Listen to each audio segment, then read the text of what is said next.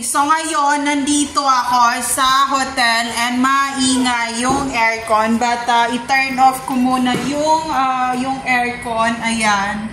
Turn off muna natin yung aircon. So magkwentuhan muna tayo. So ang dami kong kwento, di ba?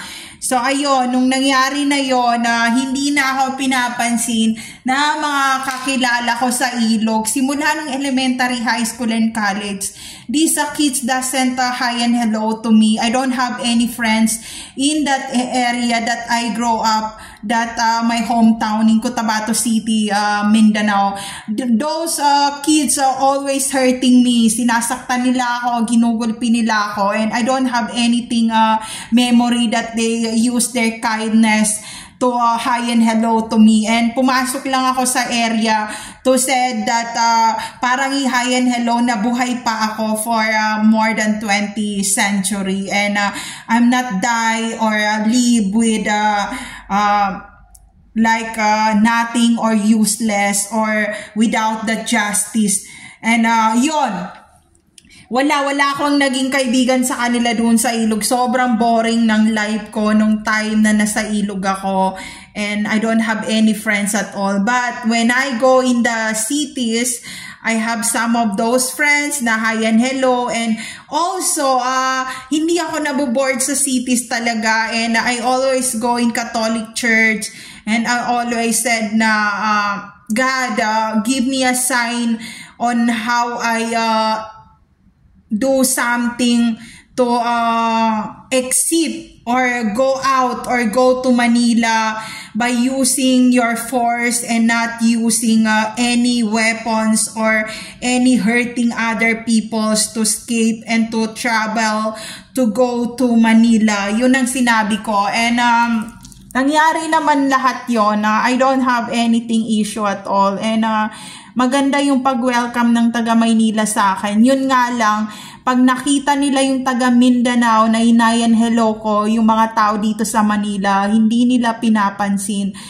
They said na you are not one of those people in Mindanao. You are here in Manila. Yun ang lagi nila sinasabihan. Sabi ko, just leave it because you have the manner, and those people in Mindanao that are using the force, and also they are murdering people and harassing people, and they don't have manner, and just go to their own religion and doesn't care on what the feelings of other people in other country, and they hurting them so badly. Yun ang sinabi nila sa akin, kahit mga ibang lahi. Yun ang sinasabi nila sa akin. And sabi ko, okay, sabi ko, okay, tapos na, ganyan. Wala na akong masabi. Basta alam ko, sinabi ng lola ko, I'm not one of in the Mindanao. Hindi ako talaga doon pinanganak sa Mindanao. So yun, napunta lang ako doon because there's some of a happening of kidnapping from Hong Kong to Philippines nung time na yon. And it's happening in the first martial law. Nung first martial law, ang daming nakidnap talaga. And kasi nag-house to house sila, and there's a curfew happening. Merong curfew na nangyayari, and then papasok sila sa mga bahay, and these some of the military, parang ngayon na nangyari sa ibang lugar na nagkaroon ng gera, na papasukin nila yung bahay and pipilian nila yung mga bata na gusto nilang i-force out of the house. Yun ang nangyari na yon. And also, yung name list ng mga bata na gusto nila isama talaga, kinukuha nila yun, and meron silang dalang mga lie detector para malaman kung sinong makapasa sa mga batang kukunin nila at ipupuslit nila sa mga kabahayan. Pag hindi matalino at hindi masagot ang mga question, ang mangyayari sa kanila, by force silang kukunin. Tapos ililipat doon sa abnormal na naman na girls and boys town. Nagkaroon ng boys and girls town sa Sierra Madre, sa Baguio. Nagkaroon yan ng boys town yan na parang sa Monay at sa Bilal din na boys town na tinatawag na campus na puro mga batang nandoon. And pinaghihiwalay nila yung mga matalino sa mga bobo at sa mga abnormal. So para rin siyang version of refugee camp na parang sa Mindanao. Pareho rin. So ayun, kukunin nila yung mga bata, and kung hindi ka matalino or may abnormality ka dahil doon sa lie detector na ginagamit nila, nalalaman nila kasi there's some of the rebellions. May mga rebellions na nakawala sa kanilang territory na pumunta at nagtatago sa mga residential area na lugar na yon. So ayun, yun ang problema ngayon kasi mahirap mong i-hi and hello si ganito kung galing sa gera kasi hindi mo alam na sila pala ay harmess or harmer o ganyan sa mga tao. So ganun din sa ibang bansa, ganun din sa ibang bansa. Hindi ka pwede magpapasok ng tao sa COVID kung alam mo sa sarili mo na hindi siya part nung apartment na yon. So yon, merong mga kumakatok sa amin and sabi ko na, Hero Gabby, don't ever open the door for any visitor and no visitor allowed. And if your classmate asked you where is your door or what is your apartment, don't answer those questions. And those kids already asked for what's the apartment is already died before the COVID finished. That's why konti na lang natira sa kanila. For 50 students in the room, natira na lang 15.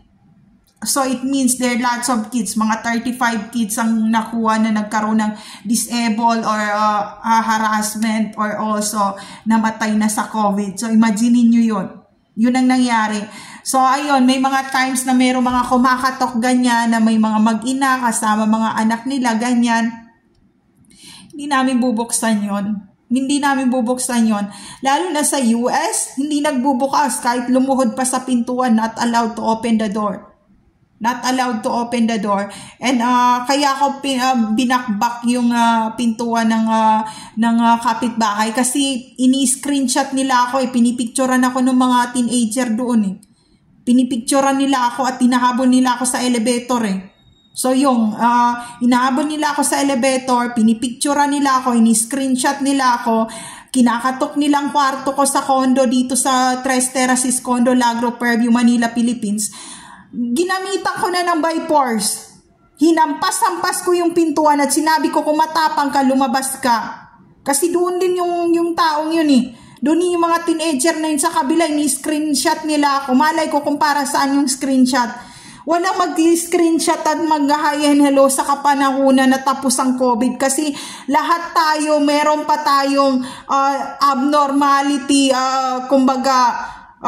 issue about traumatic experience about COVID. And yun, silang nauna. Kayong pag ginunahan nyo ako, by force akong gagamit din ng force ko para unahan ko kayo. Walang friends, walang kapatid, walang kamag-anak, walang sino man, walang kaibigan pagdating sa hustisya. So ganyan ang batas ko. Wala. Lahat. Kung pwede gawa na masama, gawa na masama. I-lie detector lahat. Ganon ako, kaya ayaw ko na mga kaklase ko. Ayaw ako nagkaklase ko na elementary, high school, and college. Walang kimidora. Pag may kasalanan ka, umamin ka. Pag nakapatay ka, umamin ka. Pag sinungaling ka, aminin mo. So ganun ako sa mga anak ko. Kaya walang sinungaling sa mga anak ko. Pag sinabi ko na saan si ganito, sasagutin nun. Alam nila na sasaktan ko sila. Hindi ako nagkikemik-dora pagdating sa mga anak ko. So ganun ako. Kung ano yung bibig ko, ganun ako. Straight ako magsalita. Walang plastikan sa akin. So ayun ang problema ko. Kaya wag ako pag once mayroon lang ako makita na mga issue na ginawa nyo ako na masama, mag-antay kayo dahil aatak ako mag-isa. Wag ako. Lahat ng mga information, wala pa akong papel sa ibang bansa, binalik ko lahat sa gobyerno. Binalik ko. Kaya nung time na yon na isasampal ko sa pulis yung passport, wala siyang magawa. Nakatingin sa kanya mga tao na nasa refugee na mga ibang lahi. Wala siyang magawa. Anytime pwede kong isampal sa kanya yon. Kasi hindi ako magdadala ng pangalan na kinuha ko lang sa basura. Yun ang pagkakaiba natin. Wag mo akong hanapan ng charmingan or suyuin. Wala. Once na pinatay ka na ng tao, wala nang second time around. Magiging gabunan ka na, magiging walker ka na, magiging aswang ka na, and gagamitin ka lang para gawing walker. So don't ever go into my entire life. I hate you all. So ayun. Yun ang problema ko. Kaya nung nasa prosti ako ng kasa, yun ang ayaw ng mga kasama ko. Kasi nanonood sila ng porn eh. Nanonood sila ng porn sa kasa eh. Zoom in nila yung mga titi, yung mga puki, ganyan-ganyan. And then, sinabi ko na, ano tong gagawin na to? Kasi sinabi nung mama sang na i-demo yung, tingnan nyo yung puki kung transgen ba or anong puki yan, ganyan-ganyan. Tapos anong titi yan, and sinabi ko yung puki niya, yung tinggel durog na. It means prosti yung babae kahit mukha siyang bata. Yun ang sinabi ko sa kanya. Ang mangyayari dyan, kailangan tahin yung tinggel para maalis yung hiwa doon. Hiniwaan siya. Siguro kinuha na ng egg cell or kung transgen siya, kinuha na ng sperm doon sa kanyang tinggel talaga. So yun ang mga usapan namin nung time na yun. So, walang magawa ang mga kasama ko sa kasa. Nakatingin lang sa akin sa, ano to, science lecture to o science lesson. Meron na kayong mga sagot, mga... So, ayun, kaya wag ako. Yun ang nangyari kay Gangsta. Kaya sabi ko, wag na, kasi kahit ipahuli pa siya sa pulis, wala na siyang dagta. And, magbagong buhay na lang siya. And nung time na nag-message ako kay Gangsta, year, mga year before 2010, ganon.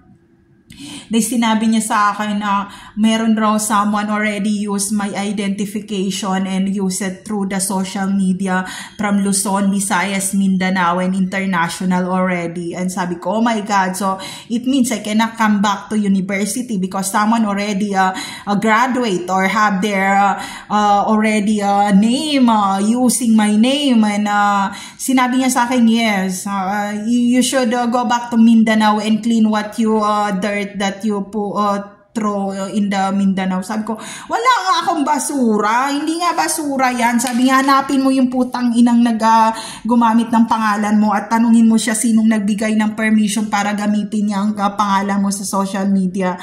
And then, sabi ko, okay, gagawin ko yan, pero hindi ko pa magawa ngayon kasi baby pa yung mga anak ko. But dahil teenager na si Hero, si Gabi, I push through those kind of situation. Kasi sabi niya, if ever na magkaroon siya ng problema or anything, ikaw yung ipupush ng mga taong to. So, ayun, totoo naman siya. And sinabi ko, kung may asawa na ba, nagkaanak na ba, nagkapamilya na, and sinabi niya wala. Single pa rin. Kasi na-trauma siya doon sa sperm issue na yon. And paano kung sabihin ng babae na baog siya and nagpakasal sila ng ingranding kasal and makita siya ng mga pinsan niya na wala pa rin siyang anak and nagsasama sila with the same ladies na and hindi na siya napunta sa ibang babae. So ayun, sabi niya maghanap